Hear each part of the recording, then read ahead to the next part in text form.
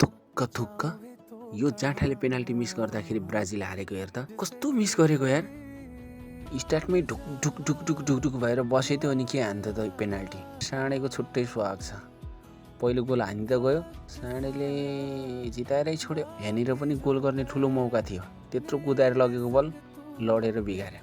धन्न साँडेको पहिलो गोल यसरी मिस भएर मात्रै, नत्र 3 गोल बनाएको। पहिलो हाफभरि यो एक्लै मान्छेले धानेको थियो, बाँकी सबै झुर खेलेथे। यो ब्राजिलको दोस्रो राम्रो सेभ थियो। यता फेरि बल आकाशतिर उडाइदिएछ। अचम्मको कुरा त के छ भन्दाखेरि यहाँनिर साँडेलाई हेर न, क्या इजी तरिकाले यो गोल हानिदिएको छ क्या।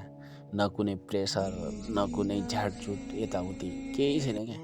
इजी तरिकाले बललाई टक्क कन्ट्रोल गर्यो, टक्क फिनिस हानिदियो क्या। पहिलो हाफमा त साँडेले बल नछुँदाखेरि पत्तुर लागिराखेको थियो, जस कमब्याक राम्रो गर्यो। 2 गोल हान्दै साँडे पनि गोल्डन बुटको चाहिँ दावेदार बनिसकेको छ, जहाँ मेसी र एम्बाप्पे बराबर 7-7-7 हालान्डले पनि पुर्याइसकेको छ, गोल्डन बुटको दावेदार बनिसकेको छ है त।